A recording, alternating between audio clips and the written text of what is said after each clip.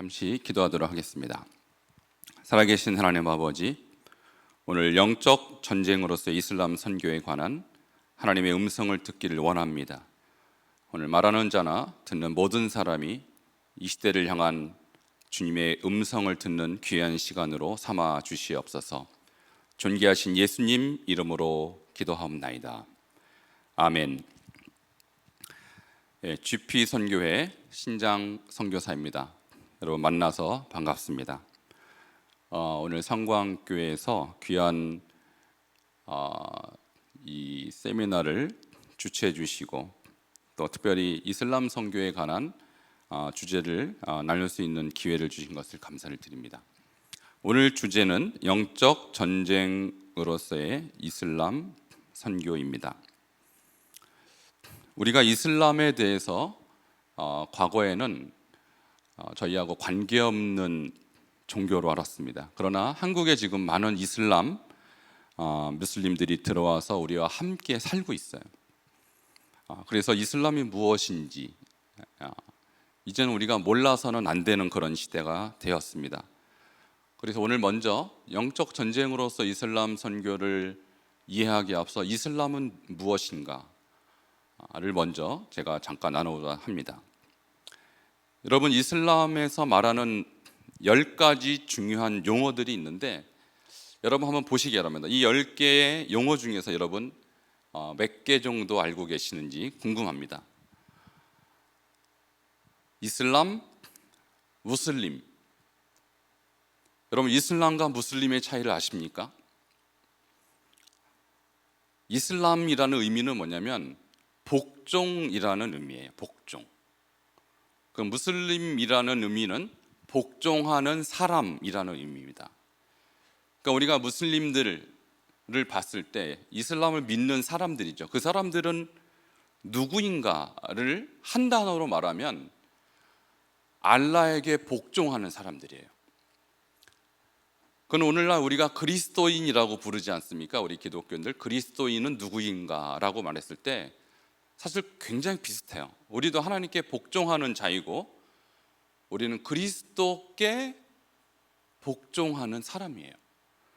그래서 우리가 이슬람을 연구하고 그들에게 선교를 할 때 그들이 알라에게 헌신하는 것, 그들이 알라에게 복종하는 것만큼 우리도 지금 그리스도께 복종하는가 돌아볼 필요가 있습니다.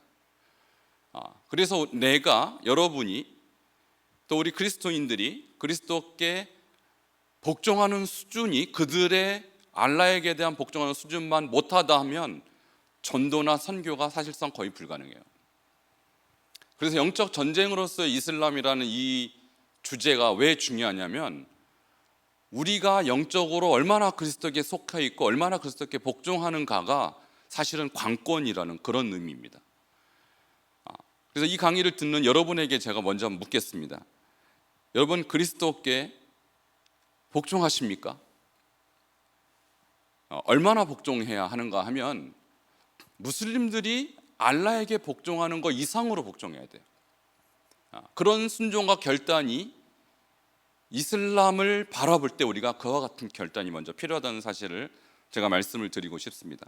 그래서 여기 10가지 단어가 있는데 한번 여러분 보십시오. 이슬람, 무슬림, 또 만수크, 나시크, 알라, 샤리아, 따끼야, 하디스, 메카, 메디나, 이 중에 몇 가지의 단어를 알고 계세요? 어떤 사람은 4가지, 5가지, 어떤 분은 10가지 다 아실 수도 있죠. 여러분, 이 단어 하나하나가 이슬람을 이해하는 굉장히 중요한 단어들입니다. 제가 이제 강의를 하면서 설명을 해드리도록 하겠습니다. 먼저 여러분께 질문을 합니다. 여러분, 우리가 믿는 하나님, 영어로 God이라고 하죠. 그리고 이슬람이 믿는 알라, 물론 알라라는 표현도 있지만 그들도 God이라고 부르는 사람도 있어요. 같은 하나님일까요? 여러분 한번 대답을 해보시기 바랍니다. 이슬람의 God과 우리가 믿는 God, 같은 하나님일까요? 이것이 사실 선교계에서 굉장히 중요해요. 어떤 선교사들은 심지어 같다라고 주장하는 분도 계셔요. 왜냐하면 이슬람에서 우리가 말하는 하나님을 이슬람 그 아랍어로 된 코란에는 진짜 알라라고 기록이 되어 있거든요. 그러니까 영어로 가시고 아랍어는 알라라고 기록되어 있는 것이 우리가 부르는 하나님의 표현법이에요. 그래서 같다라고 주장하는 분도 있어요. 근데 제가 여러분께 말씀드리는 것은 이슬람의 하나님, 이슬람의 알라와 우리가 믿는 하나님이 같다면 굳이 우리가 나눌 이유가 뭐가 있겠어요? 그러니까 원가신가 아닌가, 이 굉장히 중요한 신학적 질문인데 정답은 아닙니다. 아닌 이유를 제가 설명을 해드릴게요. 이슬람이 처음 기원한 것은 지금 아랍에 모하메드가 살았던 그 종족이 꾸라이시 부족이라는 부족이 있습니다. 이 부족은 이 360개의 부족 신 중에 이 일라흐라는 그런 신을 믿었어요. 그러니까 모하메드이 이슬람교를 이제 공식화하고 발전시키면서 자기의 부족신 일라흐를 이슬람교의 대표신으로 이제 가져온 것입니다. 그래서 이제 그 일라흐가 이제 알라라고 이렇게 표기가 된 것이죠. 그러니까 그 꾸라이시 부족의 상징이 바로 이 초승달과 별입니다. 그리고 우리가 기독교에서는 십자가가 상징이라면 이슬람은 바로 이 모하메드의 꾸라이시 부족의 상징이었던 것이죠. 그러니까 우리가 믿는 하나님과 이슬람의 알라는 다릅니다. 그것을 먼저 이 이슬람을 이해할 때 여러분 분명히 아셔야 되는 사실인 것이죠. 그럼 이제 이슬람에서 강조하는 굉장히 중요한 경전이 꾸란인 것은 아마 다 아실 거예요. 그래서 한 손에는 꾸란, 뭐 코란이라고도 말하죠. 한 손에는 꾸란, 한 손에는 칼, 이 두 가지를 가지고 세계를 정복하는 그런 종교로 이해를 합니다. 그러나 이슬람에서 정말로 중요하게 생각하는 것은 꾸란뿐만이 아니고 하디스라는 경전입니다. 그것은 이슬람의 창시자 마호멧의 언행록을 기록한 것이에요. 그래서 저희가 이제 한국에서도 이 무슬림들을 만날 때 그분들이 뭔가를 이렇게 이슬람에 대해서 얘기할 때 꾸란에 대한 이야기만 하는 것이 아니고 이 하디스에 나오는 이야기들을 많이 할 거예요. 오히려 그것이 더 많이 그들의 입에서 나올 것입니다. 왜냐하면 그들이 어릴 때부터 듣고 배운 것이 하디스이기 때문이에요. 그래서 제가 신장에서, 중국에 있는 신장이라는 곳에서 무슬림들에게 복음을 전하는 사역을 해왔는데 그 사람들과 얘기하는데 전혀 제가 못 들어본 얘기를 많이 하는데 거기서 다 하디스에서 나온 일종의 스토리들을 저한테 얘기해 주는 거예요. 근데 저는 주로 꾸란에 대한 연구를 많이 했기 때문에 하디스를 몰랐을 때는 도대체 네가 하는 말이 어디서 나온 거냐라고 말했을 때 그 사람들도 몰라요. 부모에게 들은 얘기예요. 근데 거의 다 하디스를 근거로 얘기하는 경우가 많이 있습니다. 그래서 우리가 꾸란과 하디스를 다 알아야 하는 것이죠. 그럼 하디스에는 어떤 이야기가 있냐면 굉장히 무서운 말들이 많아요. 꾸란에 없는 이야기들도 많이 있는데 그 중에 세계의 모든 종교를 취소하기 위하여 이슬람이 만들어졌다 이런 이야기가 있고요. 개종자를 죽여라 이런 말들이 있어요. 그리고 지구상의 최초의 성전은 메카의 카아바 신전이고 두 번째 성전은 예루살렘인데 이 두 성전의 이 역사적 간격이 40년이다라고 했지만 실제로는 40년이 아니고 한 2500년 정도의 이 기록상으로는 그렇습니다. 그런데 이제 이렇게 논리적으로 맞지 않는 이야기들도 하디스에 굉장히 많이 있습니다. 그리고 이제 이슬람을 이해할 때 중요한 단어가 샤리아 법이에요. 우리나라에도 헌법이 있듯이 이슬람은 국가에 관계없이 무슬림들은 이 샤리아 법에 의거하여 모든 법을 집행합니다. 이 샤리아는 꾸란과 선지자 모하메드 방금 얘기했던 그런 하디스라든지 이주만이나 키아스라는 이런 법전 같은 것을 근거로 만든 법인데 지금 전 세계에서 이란, 사우디, 수단, 아프가니스탄에서 이것을 헌법으로 규정하고 있습니다. 그래서 우리가 무슬림들을 만났을 때 이 사람들은 어떤 법의 지배를 받는가 했을 때 바로 이슬람 법의 지배를 받지 국가법의 지배를 받지 않는다라고 먼저 이해를 할 필요가 있어요. 저도 사실은 중국에서 이 무슬림에게 전도를 했는데 그 무슬림이 예수를 믿고 이제 저와 함께 신앙생활을 하는데, 여러분 중국에도 이 샤리아라는 법이 적용이 될까? 무슬림들에게 적용이 됩니다. 너무나도 놀랍게도 예수를 믿고 이제 저와 함께 신앙생활을 하는 중에 이 샤리아 법이 어떤 법이 방금 있다고 그랬죠?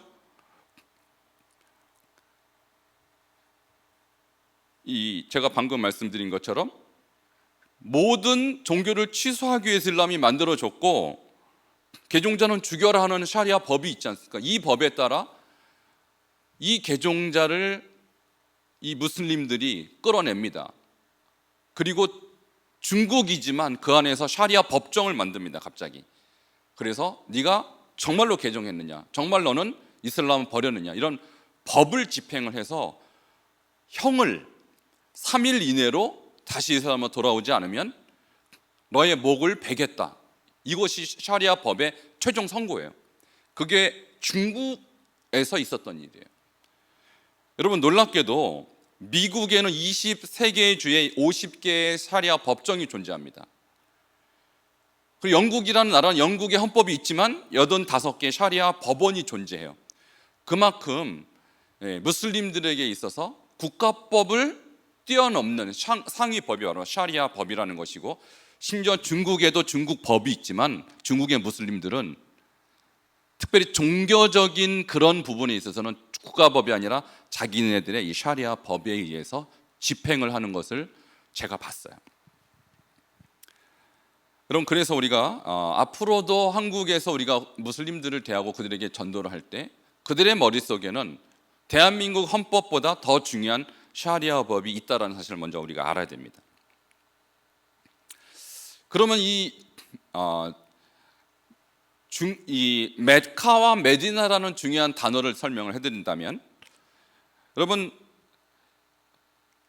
이 무슬림들이 메카에서 시작돼서 메디나로 바뀌면서 종교 집단에서 정치 집단으로 바뀐 것입니다. 그러니까 메카에 있을 때는 이슬람이라는 하나의 종교로 시작했다가 박해를 받고 이제 메디나로 622년에 천도를 하면서 그들은 이제 종교 집단에서 정치 집단으로 바꾸면서 군사화되고 정치화되고 이제 일종의 전투력을 갖춘 국가화되는 그런 변동이 생기게 된 것입니다. 여러분 그래서 메카 시절의 이슬람과 메디나 시절의 이슬람은 서로 완전히 다른 두 집단이다라고 이해를 하시는 게 중요합니다. 그래서 메카 시절에 받은 계시를 평화로운 계시로 보통 기록이 돼 있어요. 그리고 메디나로 이후에는 지하드를 선포하는 전투적이고 정치적이고 전쟁에 관한 수많은 기록들이 이 꾸란 안에 계시가 이렇게 엇갈립니다. 그래서 610년부터 622년 사이에 이슬람은 평화의 종교예요. 여러분 그래서 우리가 TV나 또 언론에서 이슬람은 평화의 종교다라고 소개를 많이 하는 것을 봤을 거예요. 그것은 바로 메카 계시를 근거로 그렇게 말하는 것입니다. 그래서 많은 무슬림들이 한국에서 우리는 테러리스트가 아니다, 봐라 우리 코란에 이렇게 써 있지 않느냐, 우리는 평화의 종교다라고 말하는 것은 메카 시절에 코란에 기록되어 있는 것을 근거로 그렇게 말하는 것입니다. 근데 이제 메디나로 이제 박해를 받고 이후에는, 메디나 이후에는 그 사람들은 우리는 이제 우리를 반대하는 기독교 또는 유대교 그 밖의 종교들과 이제는 전쟁을 할 것이다, 지하드를 선포합니다. 이때부터 꾸란의 내용이 엄청난 변화를 가져옵니다. 그래서 꾸란에는 엇갈린 두 개의 계시를 갖고 있는 모순된 책이 돼버리고 말아요. 여러분 우리가 성경을 믿을 때 성경의 구약과 신약이 만약에 전혀 반대의 이야기라면 여러분 믿겠습니까? 그런데 놀랍게도 꾸란은 마치 우리 신약과 구약이 갈리듯이 메카 계시와 메디나 계시가 정확하게 갈려요. 그리고 이 두 계시 사이에는 엄청난 내용적인 모순이 존재해요. 그럼에도 불구하고 어떻게 무슬림들은 이 꾸란을 믿을 수 있을까? 어떻게 그것을 진리라고 받아들이는가? 이것이 굉장히 아이러니하죠. 근데 그것을 그렇게 할 수 있었던 많은 교리들이 이제 생겨나기 시작합니다. 이 모순을 해결하기 위한 교리들. 자, 먼저 메카 계시는 평화로운 내용이라고 말씀드렸어요. 그래서 종교는 강제로 하지 말지니라. 또 진실로 믿음을 가진 사람들과 유대인, 기독교인, 사비아교인 누구든지 우리는 그들과 알라만 믿는다면 우리 함께 할 수 있다. 그 평화를 강조하는 것이 바로 메카 계시였다면, 또 성경에 대해서 굉장히 우호적입니다. 그래서 성경을 읽는 자들에게 네가 꾸란을 읽다가 모르는 부분이 있으면 물어봐라. 왜냐하면 꾸란은 성경에 더 완성된 책이기 때문에 과거의 내용을 모를 때 그들에게 물어봐라. 성경에 대해서 우호적이었죠. 그리고 기독교인과 우리는 이제 같은 하나님을 믿는 형제다라고 그렇게 메카 계시에는 그렇게 나와 있어요. 그런데 이제 그 사람들이 그렇게 말했던 이유는 여기에서 이제 하나의 교리가 나와요. 뭐냐면 유대인이든지 기독교인을 이 이슬람으로 포용하는 이 일종의 포용책입니다. 이런 것들이. 그래서 이걸 따끼야 교리라고 하는데 뭐냐면 거짓말이든 아니면 일종의 속임수를 통해서 이방 사람들이 이 이슬람으로 들어올 수 있도록 이렇게 거짓 교리를 합리화해요. 그것을 따끼야 교리라고 해요. 마치 우리 이단들, 신천지가 거짓말을 통해서 어떻게 합니까? 이 포교 활동하지 않습니까? 똑같습니다. 그래서 이슬람에서는 거짓말이 알라를 위한 것이라면 죄가 아니다 이렇게 가르칩니다. 그래서 우리 한국의 이 청년들이 무슬림들을 만나서 속임수를 많이 당해요. 내가 너를 사랑한다. 여러분, 무슬림들이 한국 와서 중요한 전략 중에 하나가 한국의 젊은이들과 교제해서 결혼해서 가정을 이슬람화하는 게 중요한 전략이거든요. 그러니까 이제 결혼하기 전에는 뭐라고 말하면 나는 별로 이슬람 안 믿어. 나는 그냥 다 모든 종교를 존중해. 네가 기독교인이든 불교인이든 상관없어. 나는 너를 존중할 거, 너의 종교를 존중할 거라고 거짓말을 해요. 왜냐하면 그렇게 해서 결혼하고 나면 더 이상 돌이킬 수 없도록. 그래서 그렇게 거짓말이 허용되는 것이 이슬람입니다. 그래서 그것이 이제 메카에서 이제 시작된 것이죠. 그래서 그 당시에 기독교인이나 유대교인들을 포용했어요. 나랑 너랑 같아. 우린 형제야. 다 같은 알라를 믿어. 여러분, 다 거짓말입니다. 이런 것들이. 그래서 여러분 주변에 혹시 젊은이들이 무슬림들과 교제를 한다거나 그러면 말리셔야 돼요. 이게 다 그들의 따기야 교리에 의해서 속임을 당하고 있는 것이기 때문입니다. 이게 다 메카에서 발생된 교리들이죠. 근데 메디안으로 옮기면서 어떤 일이 일어났느냐? 이제 기독교인들이 처음에는 이슬람이 자기들과 크게 다르지 않다고 봤어요. 근데 점점점 색깔이 진해지면서 우리와는 다른 집단인 것을 알면서 기독교인들이 이슬람을 배척하기 시작합니다. 그리고 이제 서로 공격하기 시작합니다. 그리고 심지어 이제 메카에서 메디나로 도망가야 될 만큼 긴박한 이런 갈등이 일어나기 시작했어요. 그리고 나서 이슬람의 교리들은 점점점 급변하기 시작합니다. 그리고 과거에는 우리는 하나다, 우리는 같은 형제라고 얘기했던 그들을 향해서 성경은 변질됐다라고 이제 주장하기 시작했습니다. 그래서 성경이 위조됐다, 이런 식으로 갑자기 노선을 바꾸게 됩니다. 이것이 메디나 계시입니다. 그리고 나서 이제 지하드, 소위 말하는 성전이라고 하죠. 전쟁을 선포합니다. 그래서 과거에는 서로 평화하라 이렇게 가르쳤던 종교가 이제는 나와 다른 종교를 가진다는 죽여도 된다, 이런 식으로 교리가 바뀌는 것이죠. 그리고 이 메디나 계시는 이제 이 지하드를 4단계로 구분해서 구체적으로 가르칩니다. 평화의 단계, 방어의 단계, 투쟁 단계, 정복 단계. 그래서 1단계 이 메카에서 있었던 이 평화의 단계는 사실 전쟁을 말하지 않기 때문에 지하드라고 말할 수 없지만 2단계부터는 실제적인 지하드로 이제 교리가 점점점 강화되고 투쟁하고 이제 마지막엔 정복해야 된다는 이런 교리로 바뀌어요. 그래서 이슬람이 들어가는 나라는요, 그 나라의 5%가 되면 정복하기 시작해요. 이제 나라를 이슬람화하기 시작하는. 그래서 엄청난 사회적 혼란을 일으키는 일들이 많이 있죠. 여러분, 인도네시아 같은 경우도 그렇고요. 또 필리핀 같은 경우도 그렇고요. 많은 이 이슬람들이 이제 점점점 강화된 나라들을 보면 처음부터 이슬람이 많았던 것이 아니고 점점점 이슬람화됐어요. 근데 이제 비율이 5%로부터 이제 지하드가 본격적으로 이제 나오기 시작하는 것이죠. 그래서 과거 2, 3년 전에 우리가 유럽에서 많은 무슬림들이 이제 유럽에 폭동을 일으키는 이 사건을 많이 보지 않았습니까? 이제 이런 것들이 사실 한국에서도 곧 발생될 것입니다. 이제 아직은 이슬람의 인구가 많지 않지만 이제 2%, 3%, 5% 올라가면 분명히 이런 일들이 일어날 거예요. 그래서 우리가 대비를 해야 됩니다. 그 대비를 한다는 것은 뭐냐면 한국이 이슬람화 되는 것을 막아야 된다는 것이죠. 그러니까 우리가 선교지를 가지 않더라도 한국에 있는 분들이 무슬림들을 스쳐가서는 안 되는 거예요. 그들에게 어떻게든 복음을 전해서 그들에게 복음화를 만들든지 아니면 그들은 우리 한국을 이슬람화할 것입니다. 이것이 지금 한국 교회가 깨어서 대책을 세워야 될 중요한 그런 선교적인 그런 도전인 것입니다.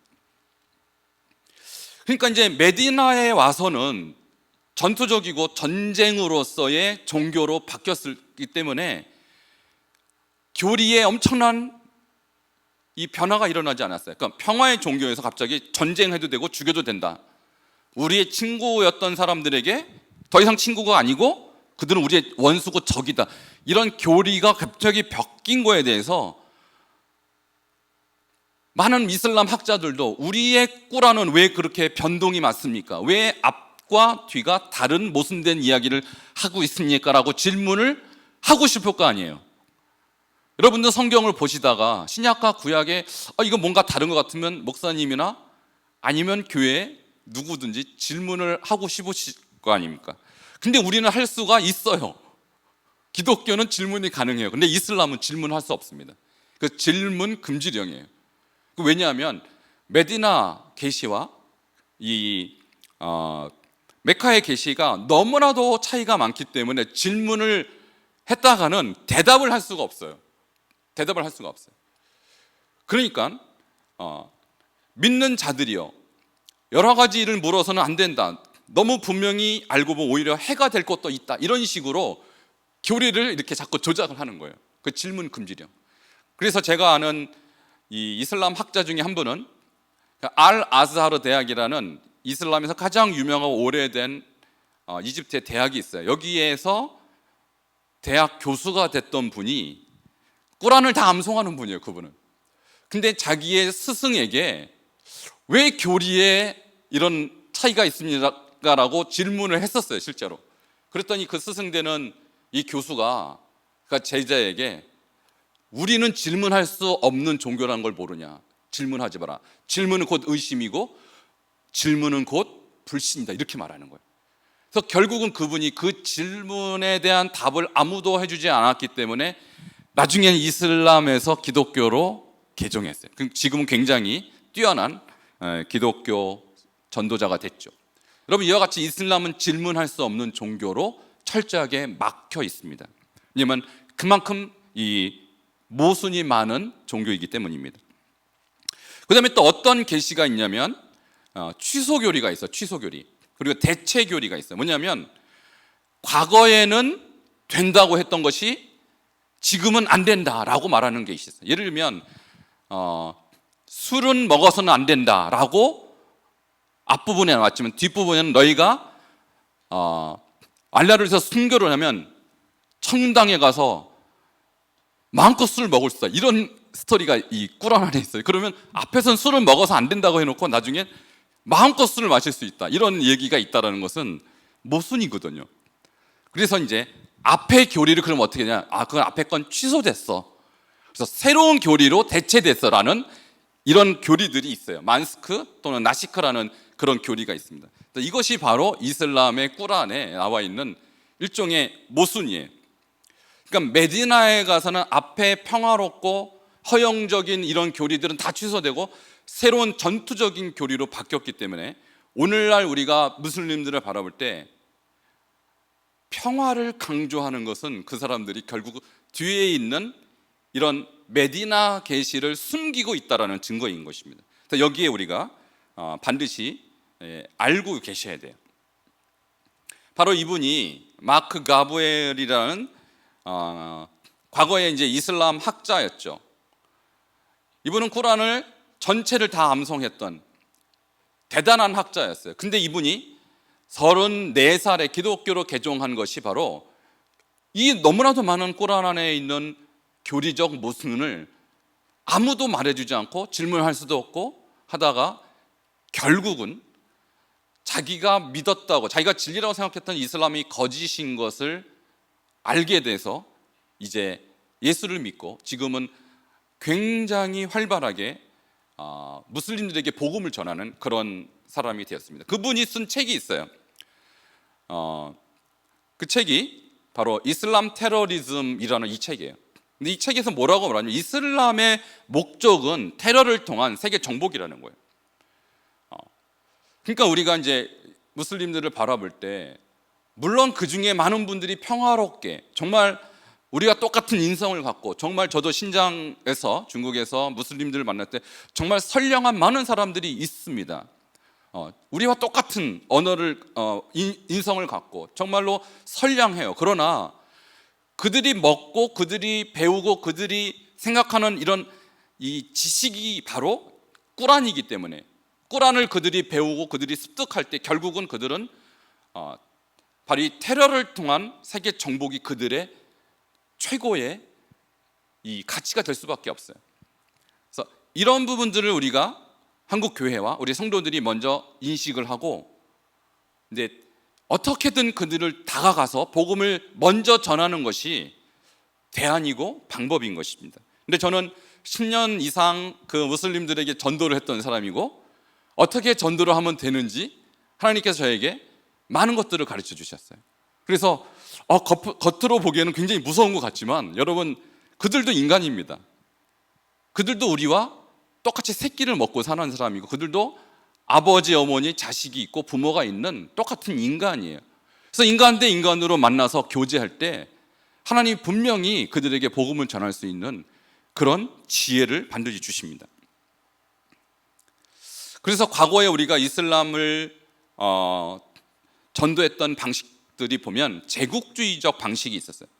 그래서 십자군 전쟁이라든지 이런 제국주의를 통해서 이슬람들을 박해하거나 힘으로 눌렀던 그런 시대가 있었어요. 그래서 지금도 제가 무슬림들을 이렇게 복음을 전하다가 내가 기독교라는 말을 하게 되면 그분들의 마음이 다치는 이유가 이런 십자군 전쟁의 기억이 아직도 그들에게 있어요. 역사적으로 그들은 이 십자군 전쟁을 절대 잊지 않습니다. 기독교가 이슬람을 박해했던 역사를 그들은 잘 알고 있어요. 그러니까 최근에 이런 제국주의적 이런 역사를 통해서 무슬림들은 우리 기독교를 적대적인 종교로 이해하고 있어요. 그래서 제가 미국 사람이나 유럽 사람이 무슬림을 전도하는 것은 굉장히 어렵습니다. 이런 역사 때문에. 그러나 한국 사람, 저와 같은 또 여러분 같은 한국 사람이 무슬림들을 전도하는 것은 이런 역사적 방해물이 존재하지 않아요. 그래서 이 시대에 무슬림을 전도할 수 있는 가장 적합한 나라 대한민국입니다. 그리고 그들을 전도할 수 있는 가장 준비된 교회는 바로 한국 교회입니다. 저는 여러분께 도전하고 싶어요. 이미 유럽 사람, 미국 사람 이런 서구인들에게 의해서 무슬림들이 복음을 이렇게 받아들일 가능성은 굉장히 낮아졌어요. 그러나 우리 한국 사람을 통해서 복음을 전하는 것은 아직도 저는 굉장히 가능성이 높다라고 확신합니다. 그래서 그분들에게 복음을 전할 때 어떤 태도로 전해야 되는가? 그들을 존중해야 됩니다. 그리고 그들을 사랑하는 태도를 가져야 합니다. 그래서 더 이상 싸우는 태도, 또 공격하는 태도, 또 대적하는 그런 태도가 아니라 그들을 존중하고 또 포용하고 또 사랑하는 이런 태도를 가지고 가되 그들 가운데 있는 이런 꾸란이라는 이런 알라로부터 내려온 이런 악한 영들에 의해서 지배받고 있다는 사실을 알아야 됩니다. 그래서 우리가 이제 누구를 전도를 하든 다 영적 전쟁이지만 특별히 이슬람 전도는 엄청난 영적인 전쟁이에요. 그래서 철저하게 우리가 갖춰져 있지 않으면, 무장되어 있지 않으면 전도하기가 굉장히 어려운 대상인 것이죠. 저는 이제 제가 사역했던 방법들, 어떻게 영적으로 준비하는가에 대한 방법들을 여러분께 몇 가지 소개를 하고 여러분들도 저와 함께 이런 사역을 이렇게 해나가시기를 제가 권면을 드립니다. 1988년도에 아랍 연맹에서 이런 기사가 났었어요. 여러분, 88년이면 한국에서 올림픽이 열렸던 해죠. 제가 그때를 분명히 기억하는데, 그 올림픽이 열리는 그 해에 아랍에서는 대한민국을 주목하기 시작합니다. 근데 어떤 차원에서 주목하기 시작하냐면, 지금 그 88년 그 당시 대한민국의 기독교 인구를 약 25%, 약 1000만 명 정도로 그 당시 통계가 나왔어요. 굉장히 한국 기독교 역사 중에서 가장 부흥했던 시기예요, 88년도가. 그때 아랍에서 이렇게 말했어요. 지금으로부터 100년 전에 한국에는 기독교인이 단 한 명도 없었다. 그러나 88년 현재 인구의 25%에 달하는 1000만 명이 기독교인으로 보고되고 있다. 이것이 아랍에서 지금 한국을 지금 연구하고 있는 거예요. 사상 유례 없는 놀라운 증가 추세를 보면 한국은 상당히 종교성을 가진 나라이다. 한국에 현재 3만 명의 무슬림들이 있다. 여러분, 88년도에 이미 대한민국에 무슬림이 3만 명이 있었어요. 한국인의 종교 상황에 비춰볼 때 향후 수십 년 안에 이슬람이 기독교를 앞지를 수 있을 것이다. 머지않아 한국은 이슬람 국가 중에 하나로 불리게 될 것이다. 여러분, 이것이 88년도 아랍에서 대한민국에 대한 일종의 영적인 선전포고를 한 것입니다. 자, 88년이죠. 지금 2020년입니다.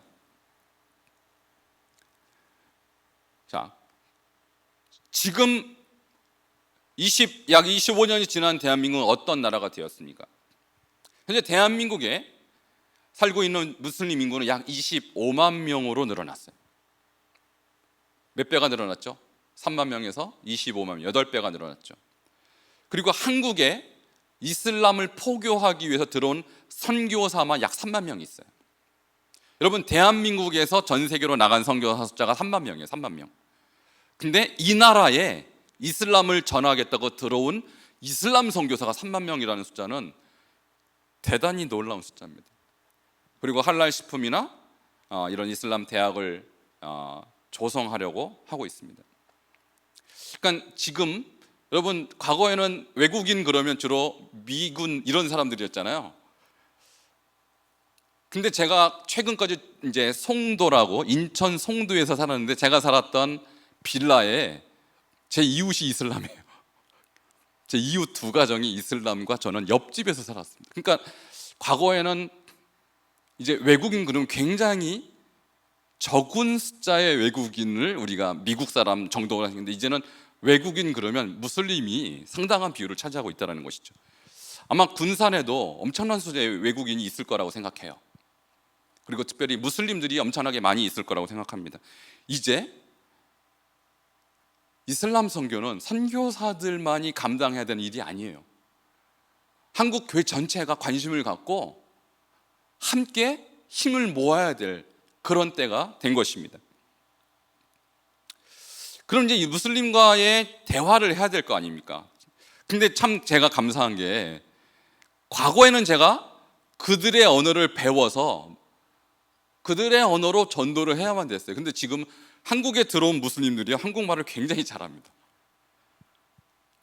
그러니까 여러분이 그들의 언어를 배울 필요가 없이 한국말로만으로도 그들에게 전도를 할 수가 있어요. 근데 제가 약 20년간 무슬림들을 상대로 전도를 해보니까 두 가지 큰 주제가 있어요. 무슬림 대화할 때. 그것은 뭐냐면, 성경이 변질됐다라고 그들은 주장합니다. 아까 그랬죠?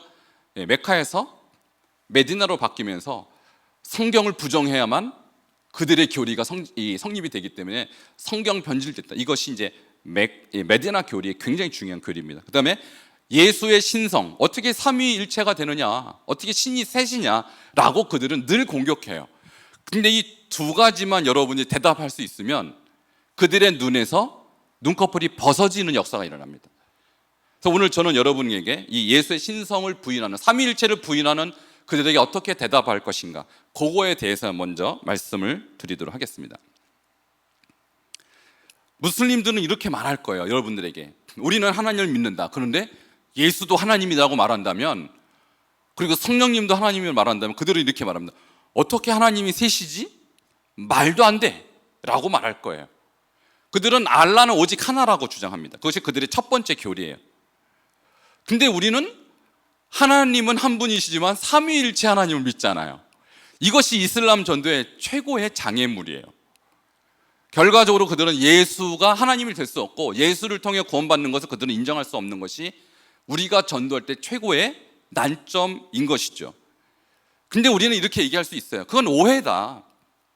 그것에 대해 내가 설명을 해줄까 잘 들어봐라. 그러니까 여러분이 무슬림들과 친구가 될 수 있고 이웃으로 살 수도 있어요. 저는 무슬림과 이웃으로 몇 달을 살았으니까요. 근데 그들에게 예수가 왜 우리의 구원자인지, 왜 예수가 하나님인지를 아주 지혜롭게 설명할 수 있는 방법이 있어요. 그것을 여러분에게 제가 말씀드릴게요. 여러분, 놀랍게도 이 꾸란에는 예수님에 대한 수많은 이야기가 담겨져 있습니다. 여러분 모르셨죠? 저도 꾸란을 연구하기 전에 꾸란에 예수님에 대한 얘기가 별로 없을 줄 알았어요. 근데 엄청나게 많은 예수님에 관한 기록이 있는데 심지어 우리가 믿는 성경과 일치하는 부분도 상당히 많습니다. 그래서 성경을 먼저 들이대면 100% 거부합니다. 근데 꾸란에 나와 있는 예수님에 대한 이야기를 할 때 그들은 귀를 기울입니다. 왜냐하면 그들은 예수님도 선지자 중에 한 분이라고는 인정을 하기 때문에. 그러니까 선지자에 대한 이야기를 하는 것은 그들에게 전도가 아니에요. 그래서 일종의 교제고 대화의 주제인 것입니다. 그래서 이렇게 말하면 돼요. 당신은 꾸란은 알라의 완전한 결정판이라고 하지 않았나요? 그러니 꾸란에 집중해 봅시다. 저는 꾸란에서 예수님에 대해서 뭐라고 말하는지 궁금하네요 라고 말하면서 꾸란에 기록된 예수님에 대해서 설명한 것들을 여러분이 얘기해 주시면 돼요. 자, 근데 놀랍게 꾸란에 이렇게 예수님에 대해서 여러 가지 표현이 있어요. 첫 번째, 예수님은 하나님의 말씀이라고 기록하고 있어요. 여러분 이거 어디서 많이 듣던 소리 아니에요? 성경 요한복음 1장 1절에 태초에 말씀이 계시니라, 이 말씀이 하나님과 함께 계셨으니 이 말씀은 곧 하나님이시라. 말씀이 육신이 되어 우리 가운데 거하심에. 여러분 말씀이 하나님이시고 말씀이 예수님이라고 요한복음에 나오잖아요. 근데 꾸란에 이사 알마시라고 하죠. 예수 메시아는 하나님의 말씀이라는 동일한 기록이 나와 있어요. 할렐루야. 그래서 우리가 예수님을 소개할 때 성경에 나와 있는 예수가 아니라 꾸란에 나와 있는 예수로도 충분히 예수님이 누구신지 얘기할 수 있다는 사실을 저는 알고 제가 전도를 그 방식으로 하기 시작했어요. 두 번째, 예수님에 대해서 하나님의 영이라고 꾸란에 기록되어 있어요. 여러분 예수님이 하나님의 영 맞지 않습니까? 우리 성경에 그렇게 기록되어 있습니다. 예수가 미사흐, 자 메시아라고 그들도 얘기하고 있어요. 자, 이것은 왜 이렇게 기록했을까 제가 곰곰이 생각해 보니까 꾸란에 나와 있는 수많은 기록들이 성경을 인용한 거예요. 그러니까 구약의 모세오경의 많은 부분들이 꾸란에 그대로 인용되어 있습니다. 그리고 예수에 대해서도 아마도 모하멧이 이 꾸란을 물론 그는 계시를 받았다고 말은 하지만 꾸란을 작성을 할 때 아마 기독교 이단 분파 중에 한 분파의 영향을 받았을 거라고 생각해요. 그래서 그들로부터 배운 것을 기록했을 가능성이 높습니다. 그래서 예수님에 대해서 많은 기록이 있는 이유는 그 당시에 기독교가 꾸란에 엄청난 영향을 줬다는 증거이죠. 그리고 예수님이 죄가 없다고 그렇게 기록되어 있어요. 여러분 우리 성경 예수님은 죄가 없는 분이시라고 기록되어 있지 않습니까? 이렇게 공통점이 많은 거예요. 심지어 동정녀 탄생 기록도 꾸란에 있습니다. 할렐루야. 그리고 예수님이 하늘로 올라갔다는 기사도 있어요. 그리고 나중에 다시 재림한다라고도 기록이 되어 있어요. 어디에? 꾸란에. 여러분 너무나도 놀랍지 않습니까? 저는 그래서 무슬림들에게 전도를 할 때 처음에 창세기에 있는 창세기 에덴 동산의 이야기를 먼저 해요. 그것도 꾸란에 있거든요. 아담이 하와가 뱀에게 속은 사건, 그 사건으로부터 저는 얘기해요. 그들은 자기들이 알고 있는 이야기를 듣고 있기 때문에 결코 배척하지 않아요.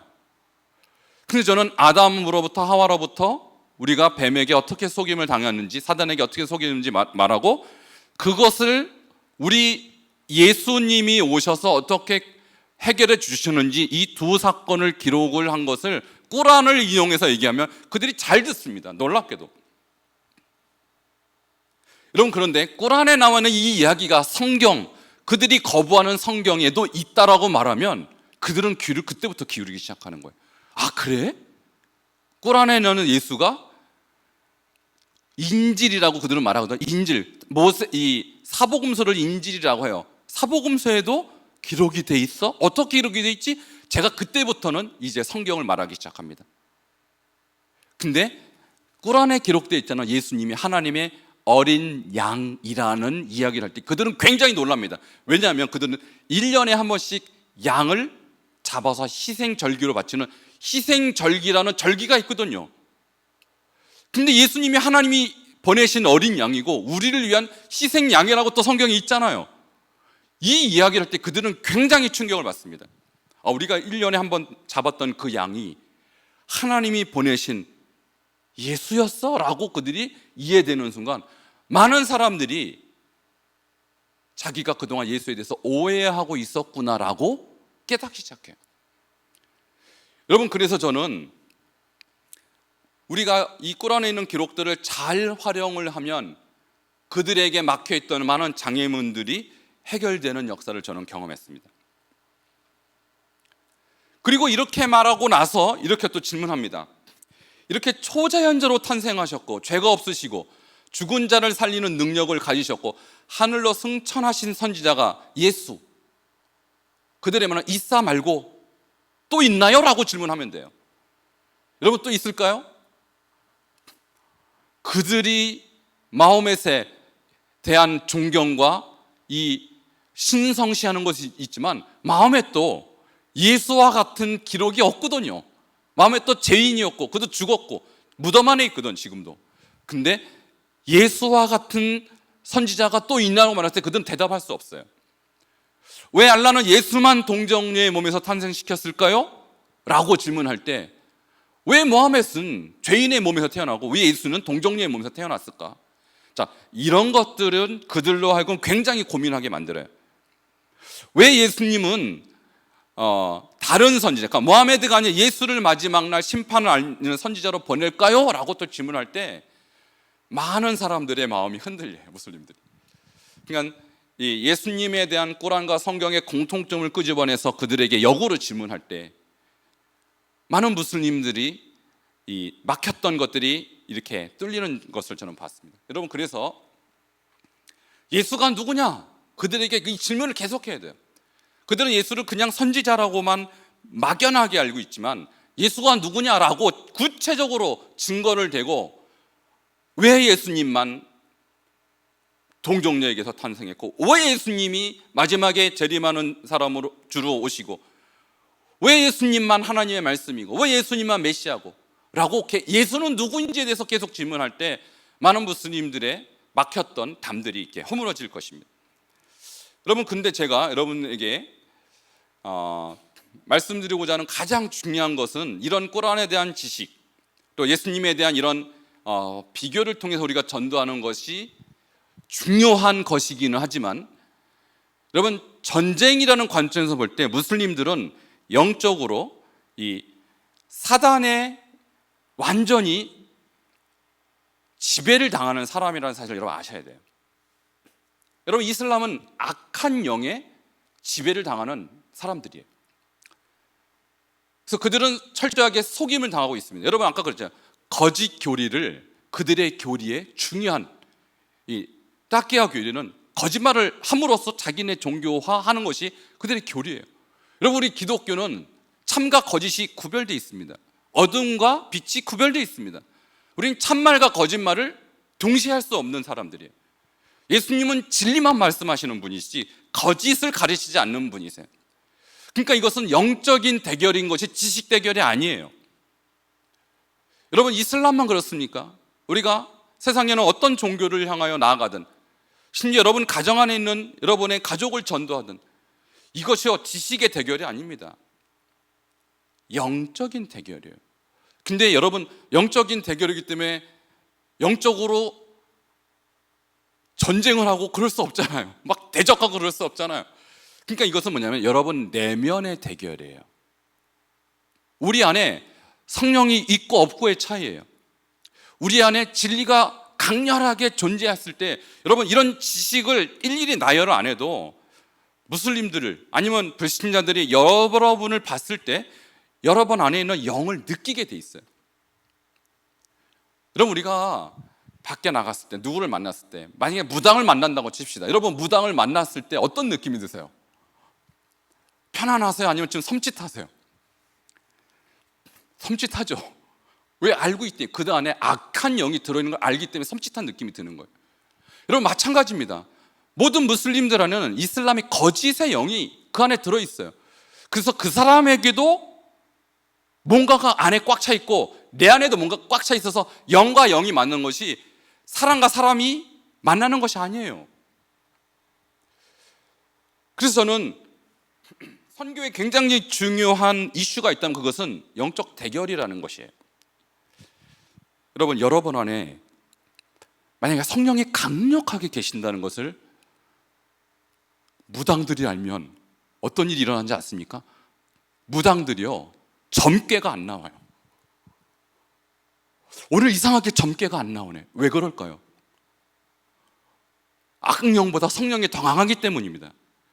여러분 점 쳐보셨어요? 무당집 가서 혹시 무당에게 나의 운세를 맡겨보셨습니까? 여러분 그런 분들은 정말 성령이 있는 그런 데 가지도 않겠죠. 근데 정말 그런 분이 있을 때 무당들이요 점을 못 봐요. 그만큼 우리 안에 있는 성령은 강력한 영입니다. 제가 무슬림들에게 전도를 할 때는요 사실 이런 지식을 갖고 갑니다. 그러나 이런 지식이 있다고 해서 전도가 되는 것은 아니에요. 더 중요한 게 있어요. 내 안에 그 강력한 성령의 능력이 있으면 굳이 많은 설명을 하지 않아도 그 사람이 제 안에 있는 성령을 느낄까요, 안 느낄까요? 반드시 느낍니다. 여러분 제가 신장에 가서 처음으로 이제 사역을 할 때였어요. 많은 우리 선배 선교사님들이 이렇게 말하는 겁니다. 저는 주로 이제 위구르족이라는 종족을 대상으로 복음을 전했어요. 그 사람들은 태어나면 무슬림이고 종교를 바꿀 수 없습니다. 종교를 바꾸는 것은 민족에 대한 배반이에요. 저보다도 많은 선교사님들이 먼저 와서 복음을 전했는데 거의 복음을 전하지 못하고 있었어요. 그래서 저한테 하는 말이 이 위구르족들 강팍한 사람들이야. 아무리 전해도 안 믿어. 라고 많은 선배들이 이렇게 말을 했어요. 저도 그래서 그런 말을 들으면서 위축이 되는 거예요. 아, 이거 어떡하나. 이 사람들이 이렇게 선배들이 수년간 복음을 전해도 안 믿는 사람들인데 내가 할 수 있을까? 그런 걱정이 들겠어요, 안 들겠어요? 엄청나게 걱정이 드는 거예요. 그리고 나서 1년, 2년 시간이 지나는데 여러분 제가 2년을 공을 들여서 정말 같이 시간을 많이 보냈던 그 위구르 현지인이 있는데 일주일에 한 번씩 만나서 제가 아주 친구로 가까이 사귀었어요. 그리고 이제 용기를 내서 복음을 전했어요. 근데 2년 만에 복음을 전했는데 안 믿겠다 딱 그러는 거예요. 여러분 2년의 시간이 짧습니까? 정말 기도하고 정말 그분에게 최선을 내서 섬겼는데 복음을 믿지 않는 거예요. 여러분 그때 그 느끼는 좌절감 아세요? 여러분 그런 일이 한 번, 두 번 반복되면 결론이 나옵니다. 안 되는구나. 이 이슬람 선교는 불가능한 건구나. 이렇게 결론이 나와요. 얼마나 두렵습니까? 여러분 그런데 주님께서 저에게 정말로 이 장벽을 깨트릴 수 있는 진정한 전도의 방법을 주셨어요. 그것은 뭐냐면 기도였어요. 기도. 여러분 제가 왜 영적 전쟁으로서의 이슬람 선교라고 말했냐면 이슬람은 인간의 지혜로 바꿀 수 있는 존재가 아닙니다. 그들 안에는 강력한 이 이슬람의 영이 있기 때문에 이것 좀 지식을 이렇게 듣는다고 바꿀 수가 있는 것이 아니에요. 어쩌면 더 중요한 원리가 있는데 그것은 그의 영과 내 안에 있는 영이 만나서 그가 굴복하면 5분 이내로 예수님을 영접할 수 있는 게 그게 선교예요. 여러분, 제가 그 당시에 우리 선교사님들과 함께 기도하기 시작했어요. 인간의 힘으로 되지 않는구나. 함께 기도하기 10명의 선교사가 매일 밤 10시에 제가 이 방음을 해놨던 그 기도실이 있어요. 그 기도실에서 매일 밤 10시에 약 10여 명의 선교사들이 기도하기 시작합니다. 막혔던 전대문을 열어달라고. 여러분, 6개월 정도 기도하고 나서 하나님께서 우리 선교사님들에게 동일한 마음을 주셨어요. 이제 기도 그만하고 나가서 전도하라는 거예요. 근데 그때가 약 12월쯤 됐어요. 여러분, 제가 살던 그 신장은 12월이면요 이제 본격적인 겨울입니다. 영하 30도까지 떨어집니다. 여러분, 그 추운데 성령은 우리에게 복음을 전하러 나가라고 우리 10분에게 거의 비슷한 감동을 주셨어요. 여러분, 그 감동이 우리에게 왔을 때 기뻤을까요? 안 기뻤을까요? 여러분, 그 감동을 받은 것 자체는 기뻤지만 두 가지 두려움이 생기는 거예요. 이 추운데 어딜 가서 전도합니까? 두 번째, 우리가 전도를 안 해봤나요? 다 해봤던 분들이에요. 근데 다 실패하고 안 된다고 결론을 내렸던 분들이에요. 근데 다시 나간다? 엄청난 도전입니다, 그것은.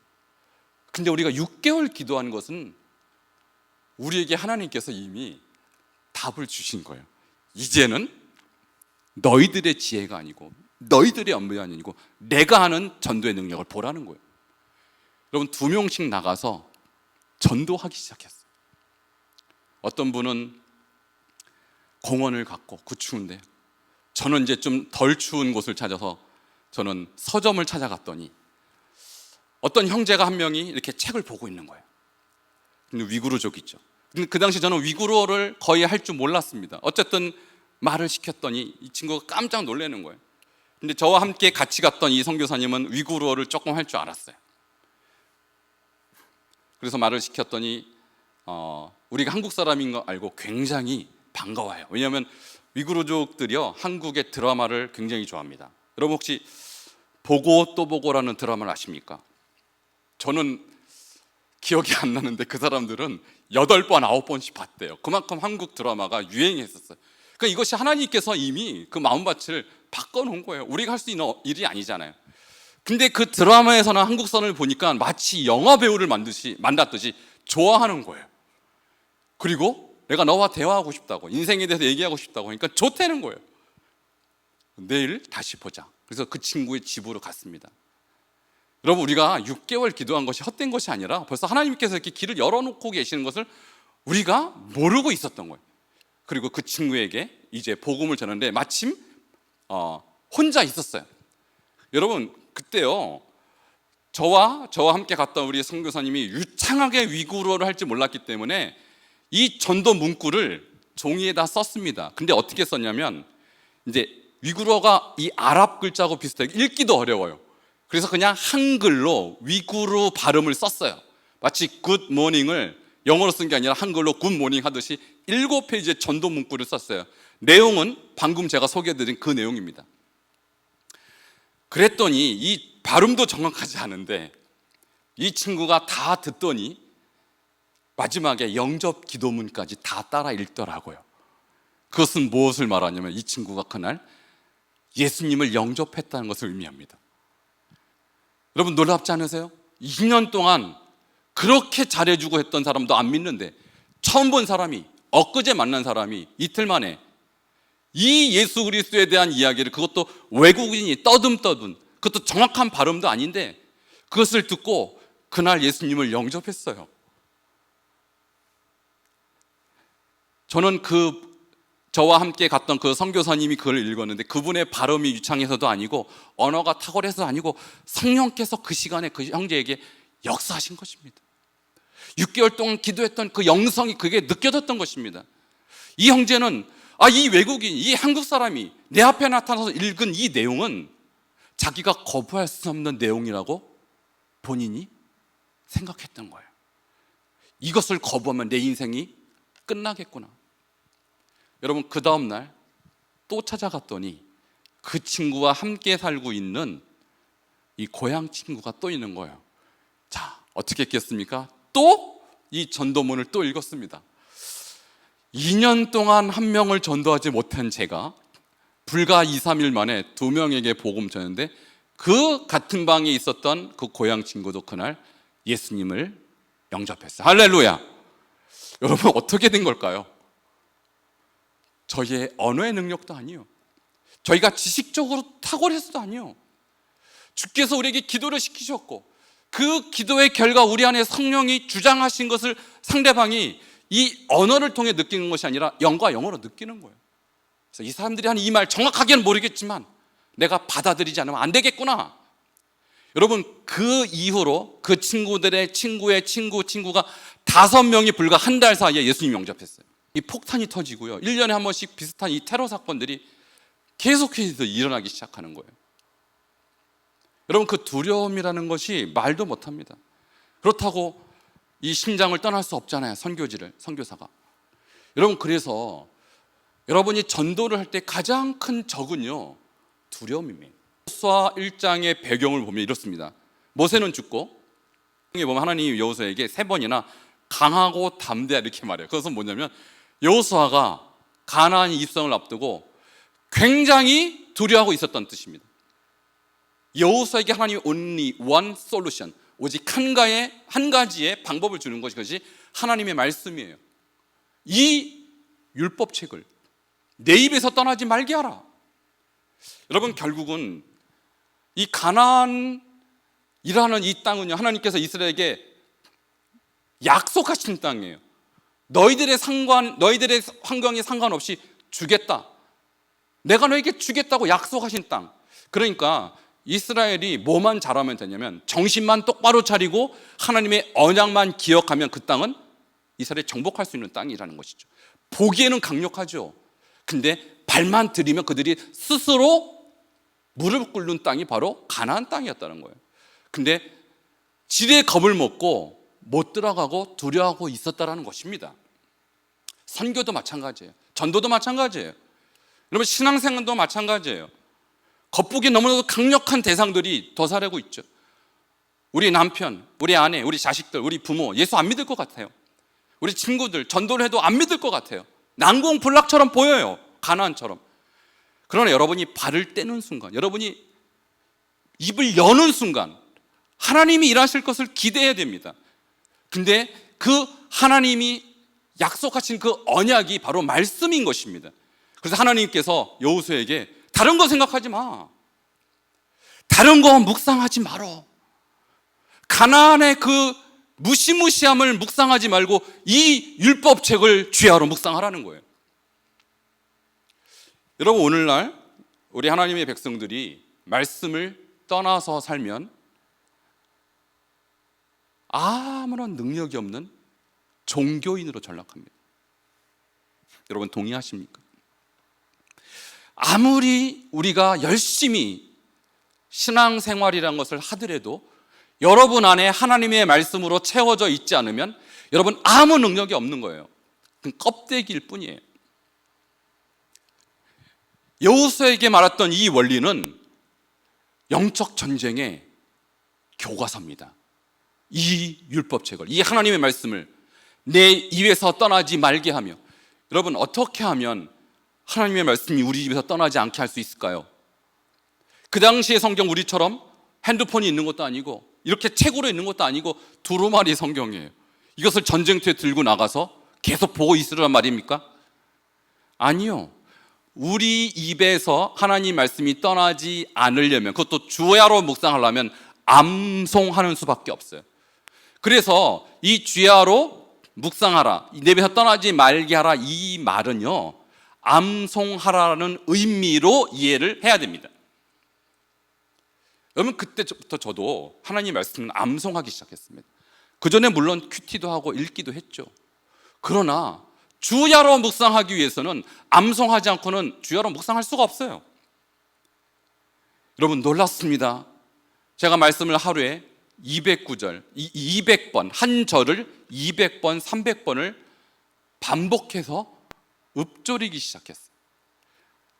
여러분, 1년, 2년, 3년 지나니까 그것이 100구절, 200구절, 300구절 늘어나죠.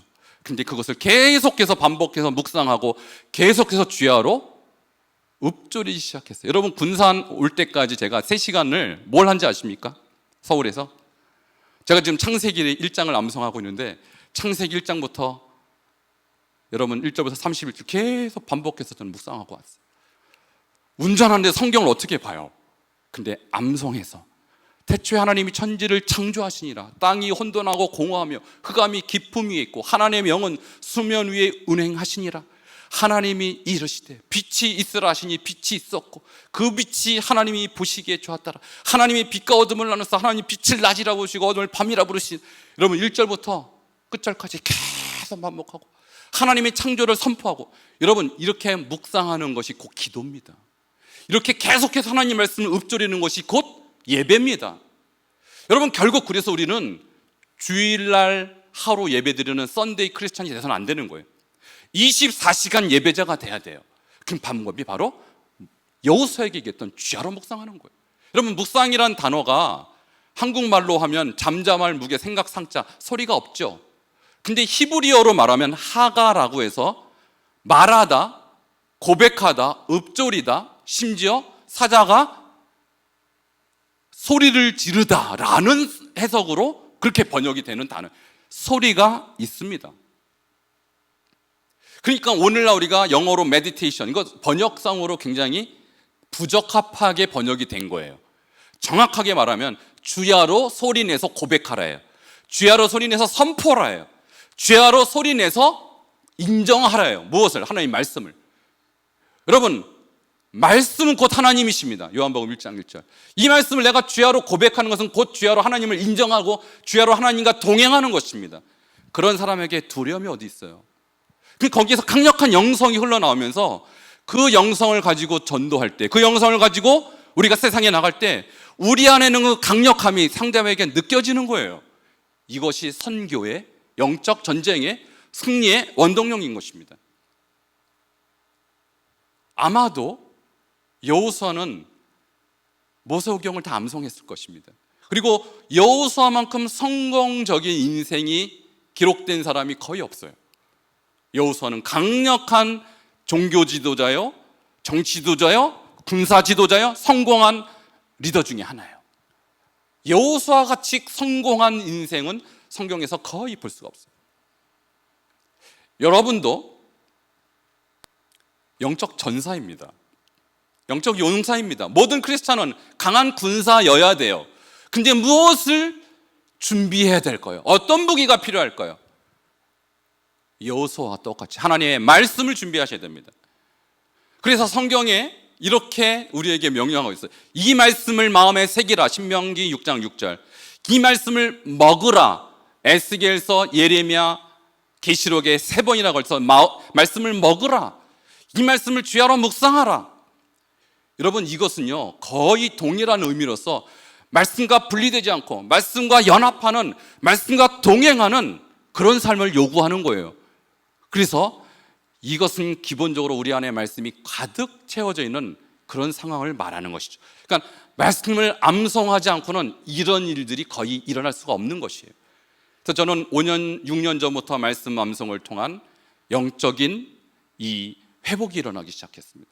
그래서 저한테 일어난 이 영적인 회복이요 주변에 흘러가기 시작했어요. 제가 현지인들한테 말씀 암송을 시켰더니 이 무슬림에서 기독교로 개종한 한 자매가 얼마나 박해가 많겠어요, 집안에서. 근데 이 자매가 그렇게 박해를 당하고 매주마다 와서 예배를 드리면 울고 가는 것이 예배 첫부터 끝까지 울고 예배를 드리고 가는 게 예배예요. 그만큼 너무나도 고난스러운 삶을 살았던 이 자매가 제가 말씀을 암송시켰어요. 네가 고난을 이길 수 있는 힘이 어디 있겠느냐? 난 도와줄 수 없다. 말씀이 도와줄 것이다. 이 고린도서 13장 사랑장 아닙니까? 이 사랑장을 암송을 시켰는데 놀랍게도 이 자매가 이 말씀을 통해서 자기를 박해했던 어머니, 자기를 박해했던 남편을 용서하기 시작했어요. 사랑은 오래 참고, 사랑은 온유하며.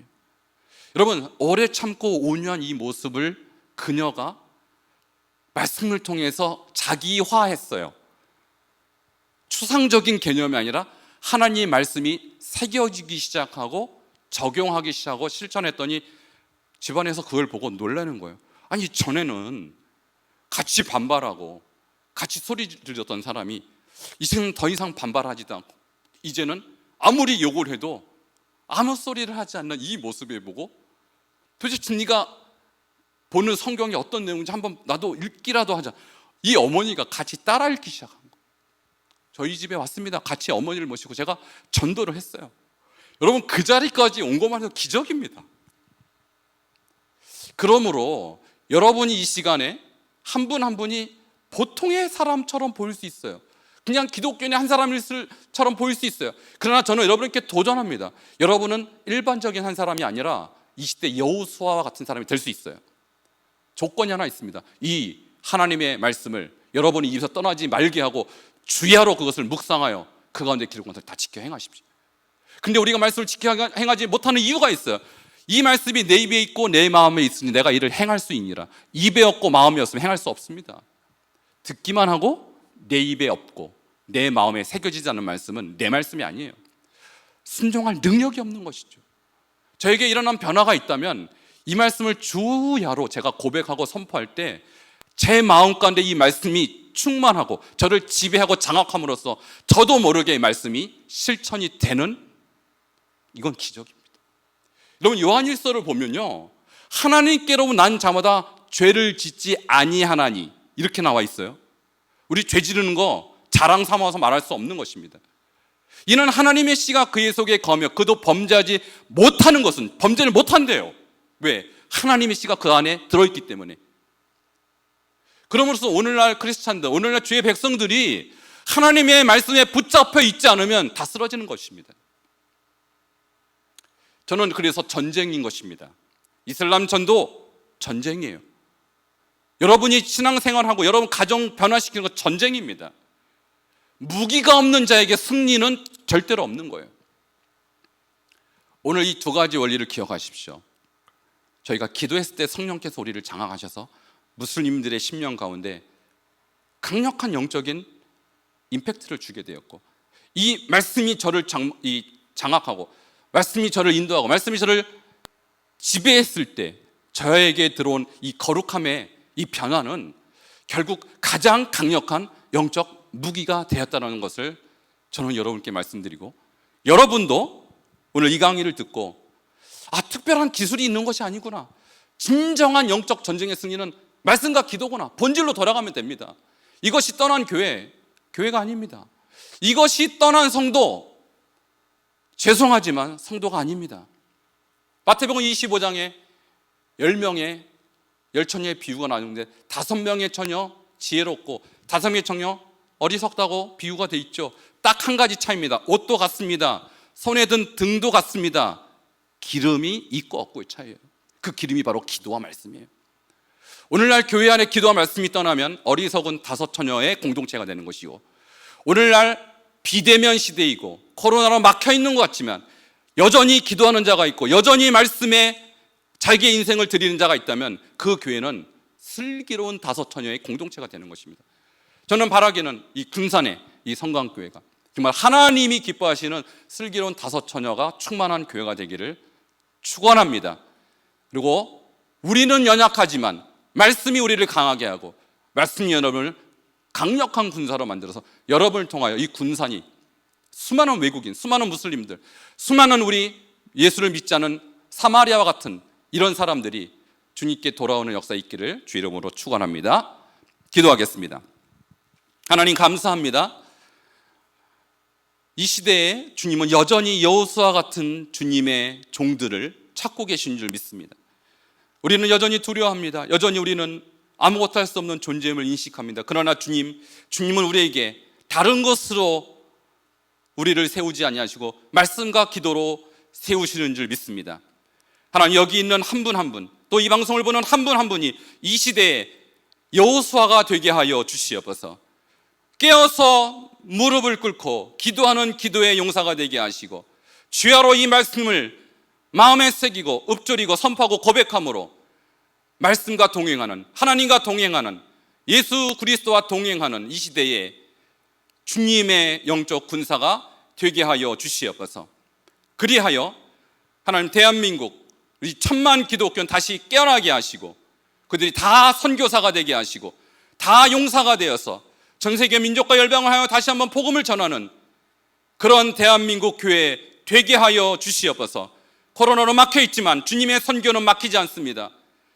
코로나로 인하여서 멈춰 있지만 하나님의 선교는 멈추지 않습니다.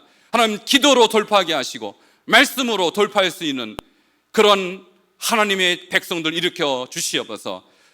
존귀하신 예수님 이름으로 기도하옵나이다. 아멘.